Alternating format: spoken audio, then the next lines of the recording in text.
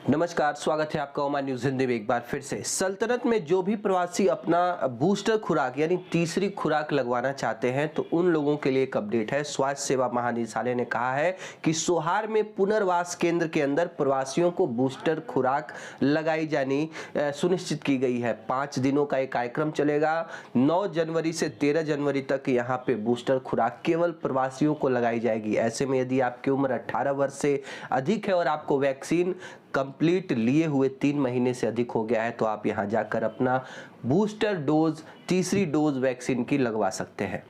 Oman के स्वास्थ्य मंत्रालय ने कोविड-19 के तीसरी लहर को रोकने के लिए तरह तरह के सुरक्षा के उपाय एहतियात नियमों को लागू किया जा रहा है। सल्तनत में जो हाई रिस्क कंट्री से आने वाले लोगों का और अधिकता से गहनता से जांच हो रहा है ताकि किसी भी व्यक्ति को ट्रेस करने में, उसको फॉलो करने में कोई त्रुटि, कोई कमी ना रह जाए। और सल्तनत में कोविड-19 के जो संक्रमण है वो लगातार उसकी वृद्धि देखी जा रही है। सल्तनत में पिछले 24 घंटे के अंदर 252 नए मामले दर्ज किए गए। हालांकि किसी की मृत्यु नहीं हुई है और इस समय ओमान में दर्ज कुल कोविड संख्या 3,06,462 हो गई है। मरने वालों का कुल आंकड़ा 4,117 हो गया है। जो लोग ठीक हो गए हैं उनकी संख्या 3,06,602 है, जबकि पिछले 24 घंटे के अंदर ओमान में 6 लोगों को हॉस्पिटल में एडमिट करने की आवश्यकता पड़ी है और जो लोग आईसीयू में एडमिट है उनकी संख्या 5 है और जो पूरे कोविड-19 से संक्रमित जो भी लोग हॉस्पिटल में एडमिट है उनकी कुल संख्या 19 हो गई है।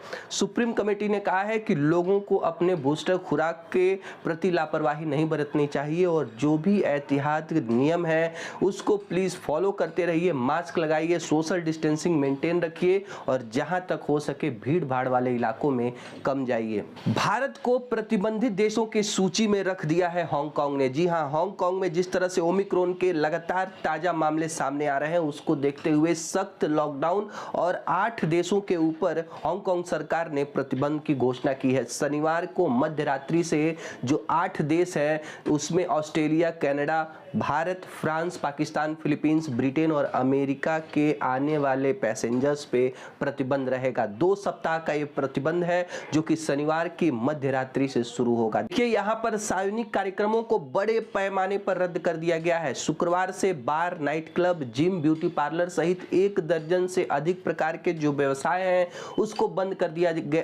दिया जाएगा। शाम 6 बजे के बाद से रेस्टोरेंट के अंदर खाना खाने पर प्रतिबंध रहेगा। आप घर से ऑर्डर कर सकते हैं, ऑनलाइन ऑर्डर कर सकते हैं। होम डिलीवरी के ऊपर इस फैसले का कोई असर नहीं होगा।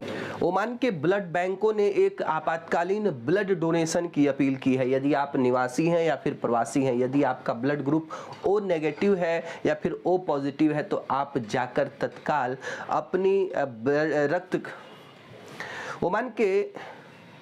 ओमान के डिपार्टमेंट ऑफ ब्लड बैंक ने लोगों से एक आग्रह किया है कि हमें अर्जेंटली ओ नेगेटिव और ओ पॉजिटिव ब्लड की आवश्यकता है। यदि आपका ब्लड ग्रुप इन दोनों श्रेणियों से संबंधित है तो आप आकर के अपना ब्लड डोनेट कर सकते हैं, किसी की जान को आप बचा सकते हैं। देखिए, साल भर में 4 बार कोई एक स्वस्थ व्यक्ति अपना ब्लड डोनेट कर सकता है।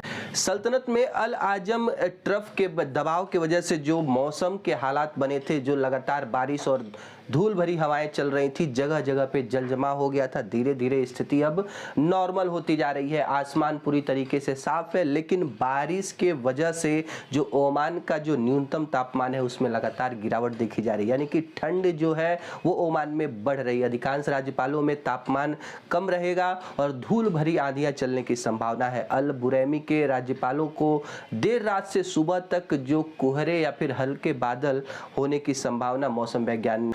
मौजूदा पंचवर्षीय योजना के दौरान ओमान के प्रत्येक राज्यपाल को 10 मिलियन ओमानी रियाल आवंटित करने की घोषणा हुई थी, लेकिन अब इसको बढ़ाकर 20 मिलियन ओमानी रियाल तक कर दिया गया है। देखिए, प्रत्येक राज्यपाल के विकास के लिए जो धनराशि है इसके बढ़ाने के कदम को अर्थव्यवस्था मंत्रालय के द्वारा स्वागत किया गया है। ओमिक्रॉन को लेकर के आप यदि बहुत ज्यादा निश्चिंत हैं तो सावधान होने की आवश्यकता है। भारत में ओमिक्रॉन से मरने वाले पहले व्यक्ति की सूचना मिली है।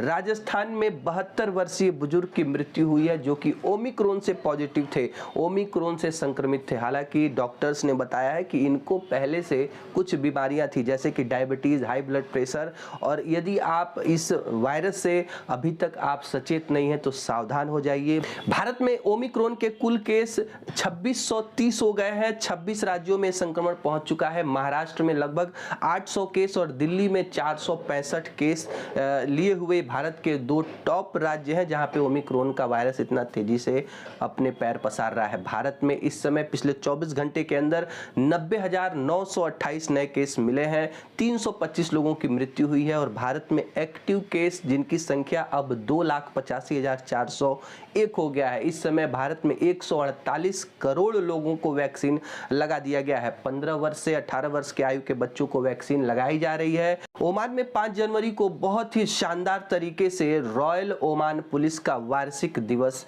सेलिब्रेट किया गया। देखिए, इस अवसर पर महामहिम सुल्तान हैतम बिन तारिक ने स्वयं इस समारोह की अध्यक्षता की, परेड की सलामी ली और 1980 में सुल्तान Qaboos academy for police and science के उद्घाटन के अवसर पर स्वर्गीय सुल्तान काबूस बिन सईद के संरक्षण में इस दिन को मनाया जाता है। आज से लगभग 50 साल पहले इस एकेडमी की शुरुआत स्वर्गीय सुल्तान काबूस बिन सईद ने की थी और उसकी देन है कि आज ओमान की हर सेनाएं इतनी एडवांस तरीके से अपने देश की रक्षा करती हैं कि वो चाहे बॉर्डर्स हो या फिर देश के अंदर की जो सुरक्षा व्यवस्था हो, पूरी तरीके से A1 क्लास